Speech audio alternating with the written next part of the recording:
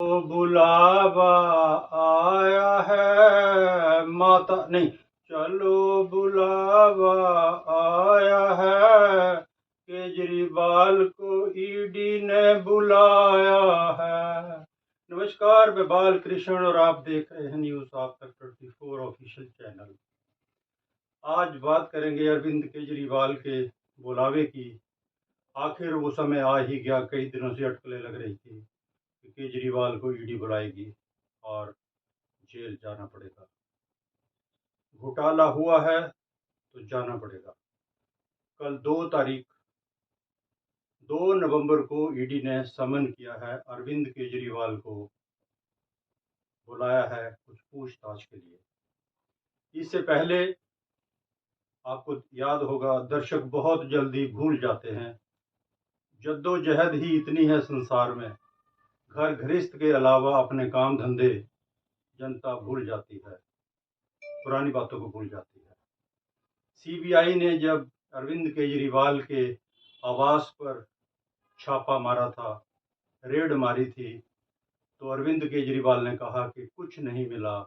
बहुत कुछ छानबीन करी, गद्दे, तकिए, अलमारी, पूरे घर को तहस नहस कर दिया, लेकिन 3 मफलर मिले उनको सीबीआई साथ ले गई। तब से केजरीवाल के गले में मफलर आपने शायद नहीं देखा होगा। उसके बाद मनीष सिसोदिया के घर ईडी की रेड पड़ी। मनीष सिसोदिया को बुलाया गया और वो दल बल के साथ उन्होंने अपना जो है कार्यकर्ताओं को संबोधन किया, लेकिन ईडी ने अपना काम करते हुए उनको भी गिरफ्तार कर लिया और वो जेल में है, उनके अभी तक बेल नहीं हो पाई। शराब घोटाला, आबकारी नीति, कई सरकारी गवाह इसमें बन गए।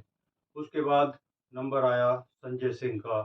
संजय सिंह के घर भी ईडी ने दाबिश दी। 10 घंटे की छानबीन के बाद ईडी ने उनको गिरफ्तार कर लिया। वो भी जेल में है, उनके अभी तक बेल जो है वो नहीं हुई। अब कल जो है ईडी ने सर्वोसर्वा आम आदमी पार्टी के अरविंद केजरीवाल, जिन्होंने रामलीला मैदान में कस्में खाई थी, सौगंध खाई थी, और इस दिल्ली को बहुत भरोसा था अरविंद केजरीवाल के ऊपर कि एक दिल्ली को मसीहा मिल गया। याद होगा आपको, रामलीला मैदान में कभी कोई रावण बन के आया था, कभी कुंभकर्ण बन के आया था, कभी कुछ बन के आया था, और बहुत सारी उम्मीदें इन दिल्ली वासियों की थी। लेकिन अगर घोटाला नहीं हुआ है, भाजपा मोदी अगर इनको परेशान करना चाहता है, जैसे नेताओं के बयान आ रहे हैं कि हमें खत्म करने की साजिश है, मोदी डर गया है, भाजपा डर गई है अरविंद केजरीवाल से, आम आदमी पार्टी से, भाजपा जो है वो डरी हुई है, इसलिए ईडी को आगे करती है। और एक स्लोगन भी बनाया है कि जब जब मोदी डरता है ईडी को आगे करता है, जब जब मोदी डरता है ईडी को आगे करता है। खैर, ये तो संविधान सम्मत है, प्रोटेस्ट कोई भी कर सकता है, बोलने का अधिकार है, लेकिन जनता जागरूक है, जनता जो है वो सब समझती है, सब जानती है, सब देखती है। अब सिलसिलेवार बात करेंगे।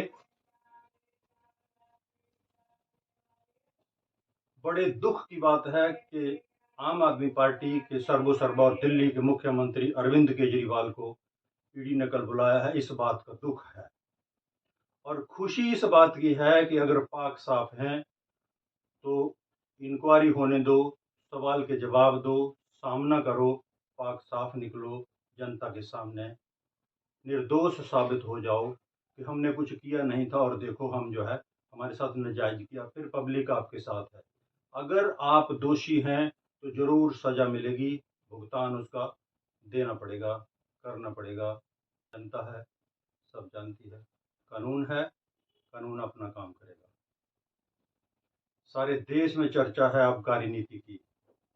18 वर्ष के बच्चों के हाथ में शराब पकड़ा दी, एक के साथ एक बोतल फ्री कर दी, धड़ाधड़ ठेके खोल दिए गए, गली गली, मोहल्ले मोहल्ले, और कई जगह प्रोटेस्ट भी हमने देखा कि जहां पर रिहाइश थी वहां पर भी शराब की दुकानें खुल गई और बहुत सारे लोग सड़कों पर आ गए कि यहाँ पर शराब की दुकान को बंद होना चाहिए था। एक बोतल के साथ एक फ्री, एक पेटी के साथ एक पेटी फ्री मिल रही है शराब की।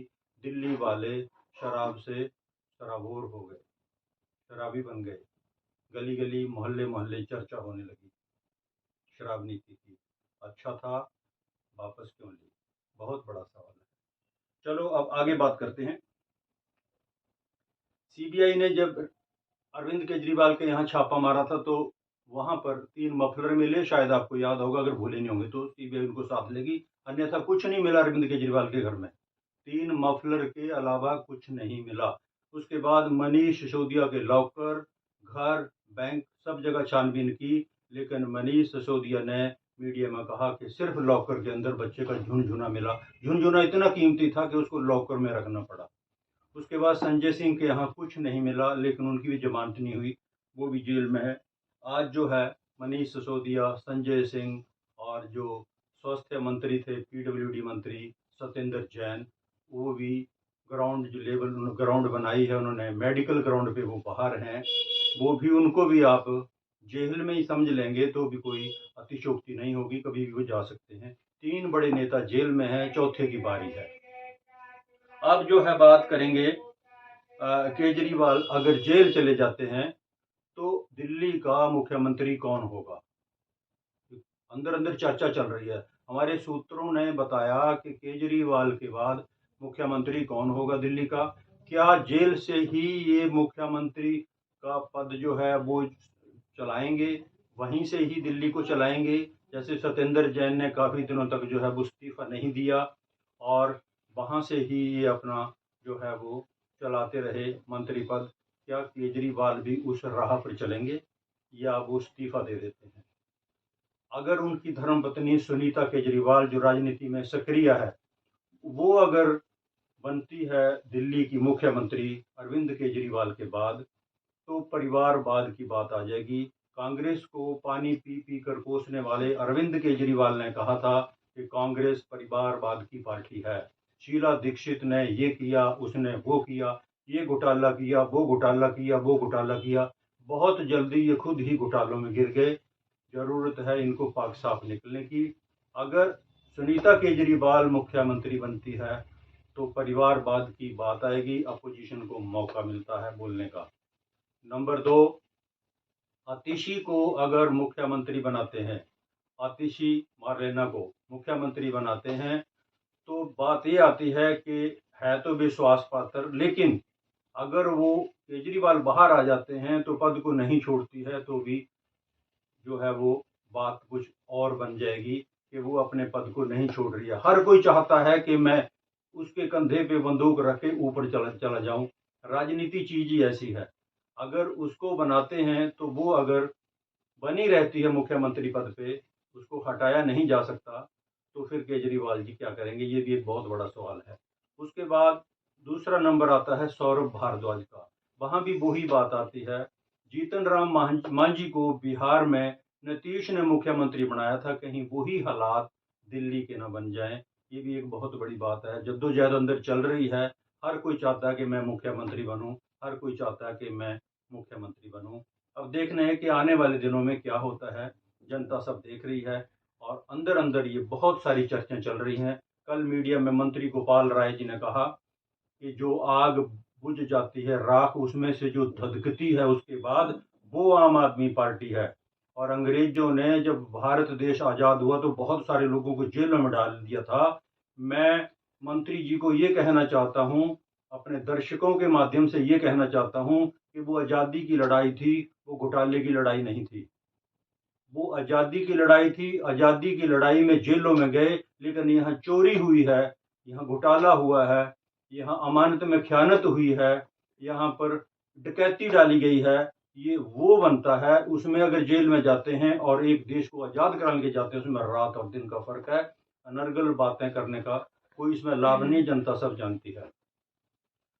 उसके बाद अब ये आग जो है, ये जो आबकारी नीति का जो घोटाला हुआ है, जो जो इनके ऊपर जो ब्लेम लगे हैं, जिनमें गिरफ्तारी हो रही है, ईडी जो है उसमें बार बार समन कर रही है और इनको बुला रही है, पूछताछ और जेलों में भेज रहे हैं, जमानत हो नहीं रही है। इसकी आंच जो है अब पंजाब तक पहुंच गई है।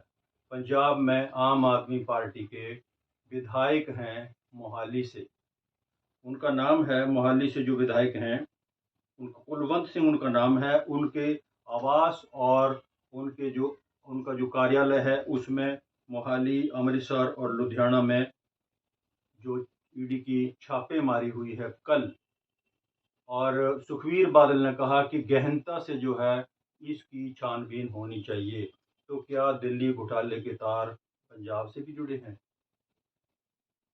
क्या दिल्ली में जो शराब घोटाला, आबकारी नीति जो घोटाला हुआ है उसके तार क्या पंजाब से भी जुड़े हैं? जगह जगह छापेमारी हो रही है। दिल्ली में, दिल्ली के अलावा पंजाब में और भी कई स्थानों पर आबकारी नीति को लेकर छापेमारी हो रही है। अब देखना कल ये है कि अरविंद केजरीवाल को ईडी गिरफ्तार कर लेती है या जेल भेज देती है। पक्के सबूत इकट्ठे करने के बाद ही ईडी समन करती है। दिवाली से पहले केजरीवाल को ईडी का जो बुलावा है ये अपने आप में एक छोटी बात नहीं है। क्या अरविंद केजरीवाल की दिवाली जेल में मनेगी या नहीं? अगला मुख्यमंत्री कौन होगा? ये आबकारी नीति की आग जो धधक रही है ये कब बुझेगी? आखिर जनता के सामने सच जो है वो कब आएगा? अगला मुख्यमंत्री कौन? आम आदमी पार्टी क्या शिकंजे में? क्या सदस्यता रद्द हो सकती है? इस पे भी चर्चा जो है वो चल रही है। सुप्रीम कोर्ट ने ये कहा है कि अगर पैसा आबकारी नीति से आया है, घोटाला हुआ है, आम आदमी पार्टी में ये पैसा लगा है, चुनावों में लगा है, तो आम आदमी पार्टी को पार्टी क्यों नहीं बनाया? और अगर आम आदमी पार्टी पार्टी बन जाती है तो पार्टी की सदस्यता पे भी खतरे के बादल जो हैं वो मंडरा रहे हैं, उनको कोई रोक नहीं सकता। बस आज इतना ही, मुझे दीजिए इजाज़त और आप देखते रहिए न्यूज़ आप तक 24। और अगर आपको ये वीडियो अच्छा लगे तो इसको लाइक, शेयर और चैनल को सब्सक्राइब अवश्य करें। कल किसी नए मुद्दे पर बात करेंगे, तब तक आप देखते रहिए न्यूज़ आप तक 24 और मुझे दीजिए इजाज़त। नमस्कार, जय हिंद, जय भारत।